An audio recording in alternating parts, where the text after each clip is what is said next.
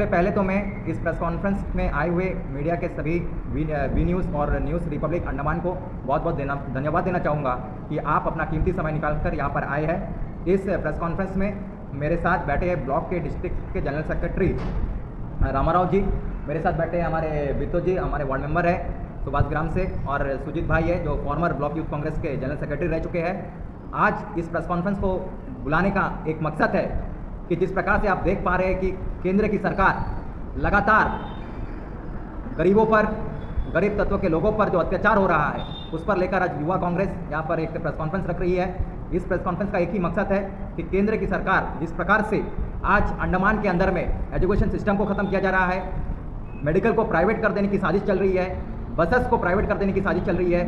आज केंद्र की सरकार ना मणिपुर पर बोल रही है, ना केंद्र की सरकार अंडमान की जनता के बारे में सोच रही है, ना केंद्र की सरकार किसी भी तरह सिस्टम को आज खत्म किया जा रहा है, लोकतंत्र की हत्या की जा रही है। इसीलिए आज इस प्रेस कॉन्फ्रेंस को रखा गया है।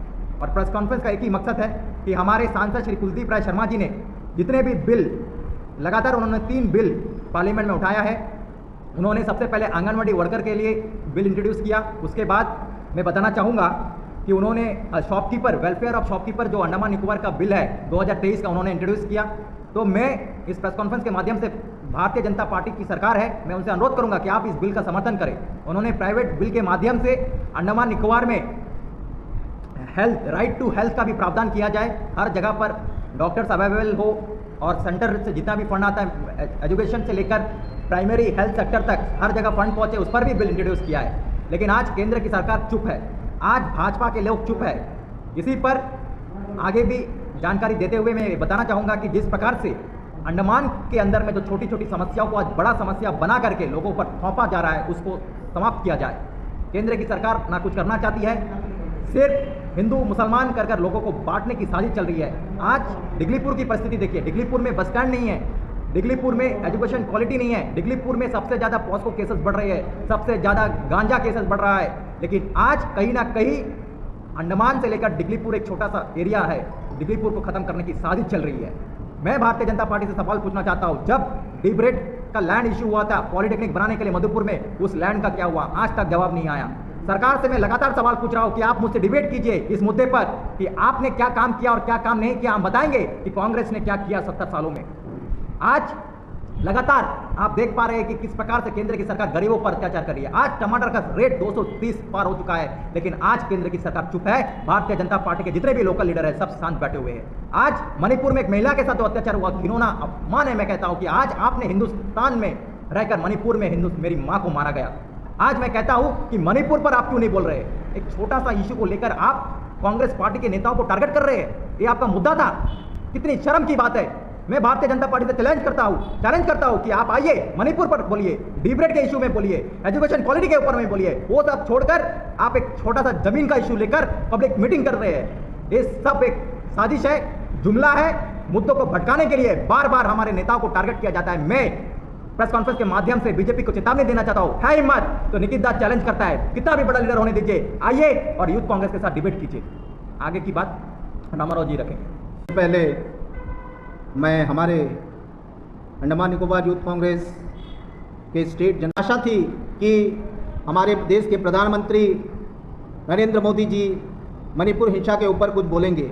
हम लोगों ने रात भर टीवी देखा, टीवी वॉच किया, लेकिन रात अपने 4 बजे से लेकर 6 बजे तक, 7 बजे तक हम लोगों ने इंतज़ार किया कि मणिपुर हिंसा के बारे में कुछ बोलेंगे।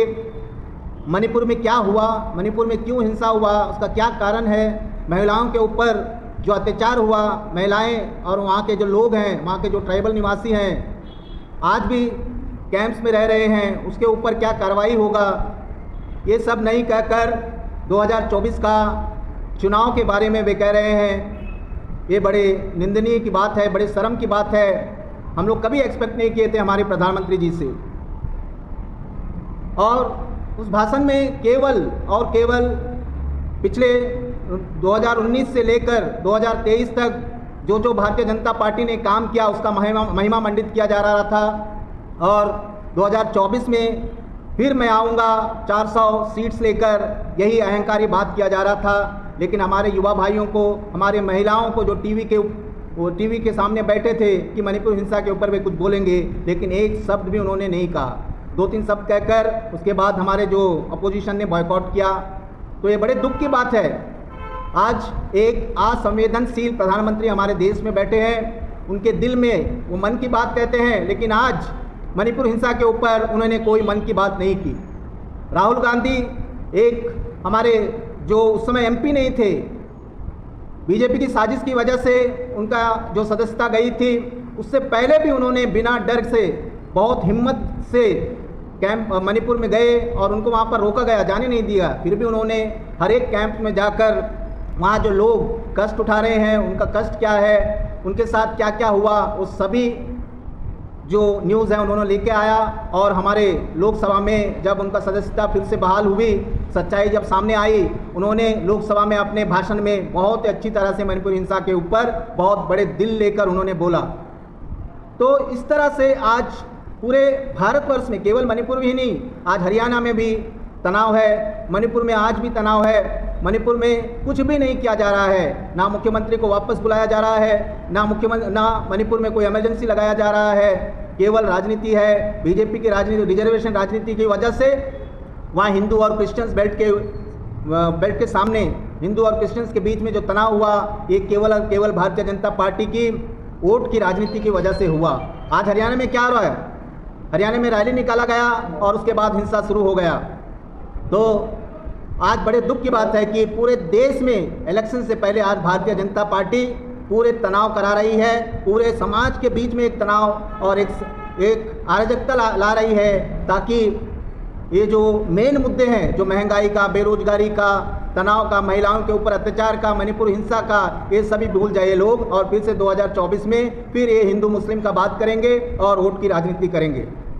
तो मैं कांग्रेस पार्टी की तरफ से, डिगलीपुर ब्लॉक कांग्रेस कमेटी की तरफ से इसका पुरजोर विरोध करता हूं और भारतीय जनता पार्टी के हर एक कार्यकर्ता से कहता हूं कि आप थोड़ा संवेदनशील बनिए। और मोदी जी से भी मुझे बहुत दुख है कि ऐसे असंवेदनशील जो स्पीच उन्होंने दिया, उसके लिए हम लोग तैयार नहीं थे।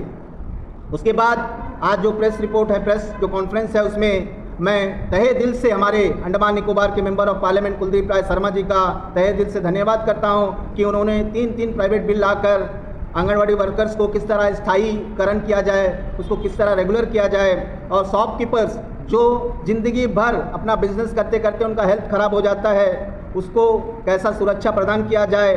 और हमारे अंडमान निकोबार में आप जानते हैं कि कितना भी कोशिश करे, आज जो हमारा हेल्थ सेक्टर है वो धीरे धीरे ख़राब होता जा रहा है। लोगों को ठीक से जो हेल्थ सर्विसेज है वो नहीं मिल रहा है। उसके लिए भी उन्होंने प्राइवेट बिल लाया और राइट टू हेल्थ बिल लाकर हमारे जितने भी जनता है, अंडमान निकोबार की जनता, जो गरीब जनता है, उनको बचने का एक साधन दिया।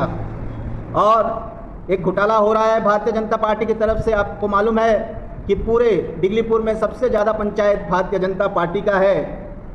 प्रधानमंत्री आवास योजना का एक सपना दिखाया गया था लोगों को कि 2022 तक सबको मकान मिल जाएगा, लेकिन आज हर एक पंचायत में भारतीय जनता पार्टी के प्रधान अपने कार्यकर्ताओं को बंदरबाट किया जा रहा है। प्रधानमंत्री आवास योजना का बंदरबाट हो रहा है।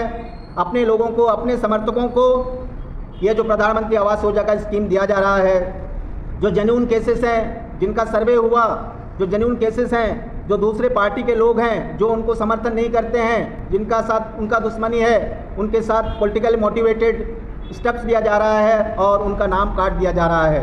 तो मैं रिपोर्टर से रिक्वेस्ट करता हूं कि आप लोग जाइए और हर एक पंचायत में इसका जो घोटाला हो रहा है, इसके बारे में आपको सोचना होगा। आए दिन हम लोग भी कांग्रेस पार्टी की तरफ से ये जो पंचायत में प्रधानमंत्री आवास योजना का घोटाला हो रहा है, इसका विरोध करेंगे। इतना कहकर मैं आज अपना लाइफ है 60 ईयर, उसमें अगर 20 साल गुजर जाएगा कम पेमेंट में उन्हें काम करके, तो रह जाएगा और 20 साल उसको काम करने के लिए। तो इस तरह होने से एक आदमी का ज़िंदगी में कितना कुछ कर सकेंगे, क्योंकि सभी के पास बाल बच्चा है, सबका अपना गुजारा चलना है। तो इसके ऊपर में हम बार बार प्रशासन को मैंने बताया है मीडिया के माध्यम से। मैं यहाँ का PRI हूँ सुभाष ग्राम से। तो मैं और भी एक बात बताना चाहता हूँ कि मनरेगा का काम जब पहले चल रहा था, हर आदमी को 100 दिन का रोज़गार मिल जाता था। जो गांव में जो आदमी काम नहीं मिलता, आज क्या हो गया, वो काम बंद हो गया। बंद होने का कतार पे है कि मैं PRI हूँ पंचायत से। मैं बहुत थोड़ा बहुत कुछ हमको भी पता होता है, क्या आदमी हम मुझे वोट दिया है, तो हम जानता है कि मेरे पास भी आते हैं, हर लीडर के पास जाते हैं। तो इसका ये 100 दिन का काम अगर चलते रहेगा तो हमारे लिए बहुत सुविधा होगा। और देखिए हमारा डिगलीपुर से boat service very poor service है बोट का, ये सबको पता है, सारा ऑफिसर को पता है, बोटदार एडमिनिस्ट्रेशन को पता है। ये बोट सर्विस कम से कम हफ्ता में 2 दिन तो देना चाहिए। हम सबसे दूर में हम रहते हैं, कैम्बल में, और डिगलीपुर सबसे दूर इलाका है, ये सबको पता है। बोलता है कि बस सर्विस है, बस सर्विस है, लेकिन पेशेंट जो है, पेशेंट के लिए, बुजुर्ग आदमी के लिए बस का सफ़र ठीक नहीं है, ये सबको पता है। हर आदमी को ये ध्यान में रखना है। मैंने कुलदीप राय शर्मा जी को भी बताया है, मेंबर ऑफ पार्लियामेंट को, कि आप इसका कुछ सुलझाव करिए। एक बीपीएल कार्ड में 3 आदमी रह जाएगा तो कितना मिलेगा? इस तरह 12 केजी चावल मिलेगा। तो पहले स्कीम था हमारा कांग्रेस गवर्नमेंट जब था, नरसिम्हा राव के टाइम से ही, कि हम लोगों ने देखा है कि एक बीपीएल जो कार्ड रहता था उसको 28 किलो चावल मिलता था। तो इसको भी हमारा प्रशासन के पास निवेदन है कि आप इसको भी रिलीज़ करिए, क्योंकि 4 किलो चावल देना और नहीं देना बराबर है। एक बीपीएल आदमी का 4 किलो चावल के लिए कोई भी एपीएस में जाए, चाहे हमारे कोऑपरेटिव सोसाइटी है जो सीसीएस बोलते हैं हम लोग, उसमें भी जाए तो लाइन लगाए तो 4 किलो चावल ही मिल रहा है। इसके लिए आप लोग थोड़ा हम बोलने चाहता है कि ऐसा नहीं होना कि मैं पीआरआई हूँ, हमको पता है, गांव में हम रूरल एरिया में हम घूमता है, हमको सब पता होता है। आप लोग इसका भी ध्यान देना चाहिए। और हमारे घर यहाँ पे जो अभी जो बस सर्विस है, लोकल बस सर्विस, ये भी हमारा यहाँ पे हर जगह में टाइम पर नहीं पहुँच रहा है, क्योंकि अभी स्कूल का टाइम है। तो मैं ज़्यादा कुछ नहीं कहते हुए, सभी मेरे यहाँ पे है, रामाराव भाई है, निकित भाई है, हमारा यूथ कांग्रेस का जो भाई है, सभी को मेरा नमस्कार, सभी यूथ भाई बहन को सबको नमस्कार, मेरा नमस्कार। सभी को मेरे तरफ से नमस्कार। आज जो है मैं कुछ बात एजुकेशन के ऊपर रखना चाहता हूँ। मेनली जो आज का जो एजुकेशन का कंडीशन है वो बहुत ख़राब है, आपको सबको पता है, आप लोग को, क्योंकि जो गवर्नमेंट स्कूल में जो है, स्कूल तो है लेकिन टीचर का कमी है। और हमारे डिगलीपुर में, इवन कि अंडमान में बहुत ही क्वालिफाइड बच्चे हैं, लेकिन उनको जो है गवर्नमेंट जॉब नहीं मिल रहा है। और टीचर सेक्टर में भी बहुत सारा पोस्ट अभी वैकेंट है, लेकिन गवर्नमेंट उसको फिलअप नहीं कर रहा है। तो मेरा गवर्नमेंट से यही रिक्वेस्ट है कि आप लोग जल्दी से जल्दी ये जो सारा पोस्ट है इनको फिलअप करिए, ताकि जो स्कूल का जो एजुकेशन जो सिस्टम है वो लॉकडाउन ना करे, वो पहले की तरह जैसे चलता था वैसा चले। तो और जो है बाकी जैसा और भी डिपार्टमेंट है जिसमें बहुत सारा पोस्ट अभी भी खाली है। तो अगर गवर्नमेंट अगर वो पोस्ट को जल्दी से जल्दी फिलअप करते हैं तो हमारे अंडमान के जितने भी अनएम्प्लॉयड बच्चे यूथ है उनको जल्दी से जल्दी जॉब मिल जाएगा। तो उन लोग जो है कोई भी ख़राब रास्ते में नहीं जाएंगे, उन लोग अच्छा रास्ते में आएंगे, उन लोग जॉब करेंगे, कुछ इनकम करेंगे, तो फैमिली का भी डेवलपमेंट होएगा। तो मेरा यही रिक्वेस्ट है गवर्नमेंट से कि आप जितना जल्दी हो सके कि जितना भी सारा पोस्ट है, वैकेंट पोस्ट गवर्नमेंट सेक्टर में, सबको फिलअप करिए। और मेनली जो टीचर का जो पोस्ट है, कम से कम अंडमान में 1500 का ऊपर टीचर का जो पोस्ट है वो वैकेंट है, लेकिन उसको फिलअप नहीं करा जा रहा है। बहुत सारा स्कूल है जिसमें टीचर का कमी है, टीचर का नीड्स है, लेकिन गवर्नमेंट पोस्ट क्रिएट नहीं कर रहा है। तो हम चाहते हैं कि जल्दी से जल्दी ये भी जितना भी सारा वैकेंट पोस्ट है सबको जो है फिलअप कर दे, और सबको ताकि यूथ को जॉब मिले, ताकि उन लोग कुछ करें आगे जाके। तो यही मेरा बात था, बस यही बोल के धन्यवाद। देश पर स्वतंत्र और सच्चाई के साथ काम करते हुए देखेंगे। बस आपका प्यार और सपोर्ट हमारे चैनल को देते रहिएगा। सच्चाई और निडरता के साथ वी न्यूज़ है आपके साथ।